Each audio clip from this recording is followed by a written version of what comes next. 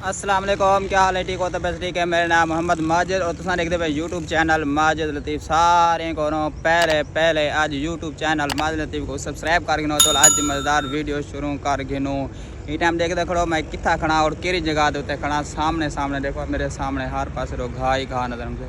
ए भी साइड तो भी घा उसे, ए भी साइड तो भी घा उसे, एक साइड तो एक कणक आगे मौसम कणका दा सारे आशिक धूड़ हो सन। जिमें देखते पो आजकल मौसम में कणके ना थी तो इवें ना दिशा करो जो कोई बंदे गंदे कपड़े पे खड़े या खराब कपड़े पे खड़े क्यों जो होंगे कोल पैसे आवेंदन ही जो थ्रेशर जो काम होंगे वो होंदा भी इवें है ताकि उन्हें जो अक्सर मिट्टी भी होंगी कचरा भी होंगे। भाई जाने बर्थी पाती है से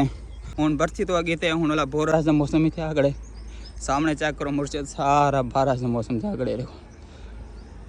बर्थी चढ़ती पा गए हर चीज़ ओके देखो सारा बिल्कुल ओके कर गए बिल्कुल लेवल कर गए तकरीबन नाल सारा कुछ ओके थी गए तो सारा ये जरा खड्डा ना सामने हाँ ये जरा खड्डा ना ये खड्डा रहा पे हूँ असा सोचने खड़े भाई जिमें ए खड़े ए सास स्पेशल एक खड्डे को पुराने वास्ते कुछ मिट्टी तो चेसूँ और कुछ इतों इवें साटते ये जरा खड्डा पूरी थी वैसे फुल थी वैसे ए को फुल करने का मतलब ही हो जो तकरीबन जो बारिश जो थी पोए पानी इन जमा ना थी जहरी गाल जी टाइम बारिश से पानी जमा थी से वाला जो दीवार मिट्टी दी है ना वाला इन नुकसान थी सकते वाला तकरीबन ये दीवार वाला जो पानी जो गुजर से वाला सुराख थी वैसे वाला जी मजबूत थी है ना वो हिंदी कम थी वैसे बाकी ये तो ऐसा ऐसा बाकी अगीते जरा प्रोसीजर वो भी तो नाल दी नाल दसेसू वेंदे हाली कम शम कर बाकी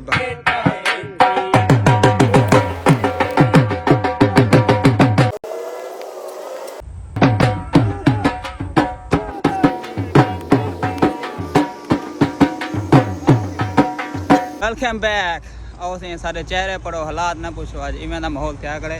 वत आगे मौसम कणका दा वत आशिक सारे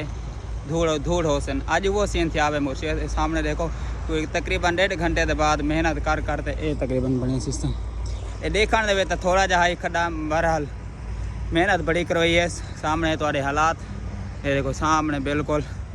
पसीना चेक करो मुर्शिद ये तो तकरीबन हाली गर्मी भी कौन आई मैं तो मेरा छोटा बिरा इन्हें चेक करो हाल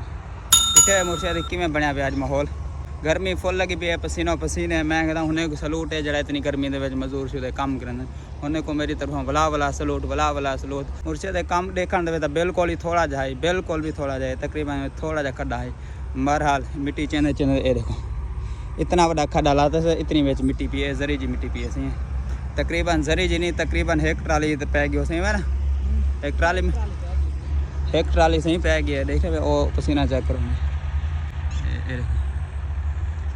कितना औखा काम है।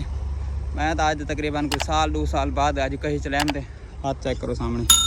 और छाले बन गए पसीनो पसीन थी गई हालो बेहाल थी गए काम वाला ये मेहनत करे सू तो वाला आके चंगा है वैसे मेहनत वाला मेहनत करते वैसे बंदा खावे ना मेहनत करते कुछ चीज़ बनावे तो वाला पता ता लगते बनी बुनी चीज़ मिल वेंदी है ना वाला असा को नखरे भी होंगे असा को वाला इज्जत ही पता नहीं लगता असा को इज्जत भी हूँ टाइम पता लगता है जी टाइम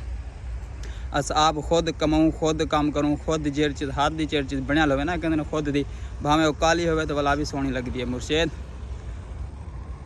चलो आज की वीडियो इतनी करने बस उम्मीद है तो आज की वीडियो पसंद आई हो पसंद आई है तो सारे चैनल को सब्सक्राइब करो।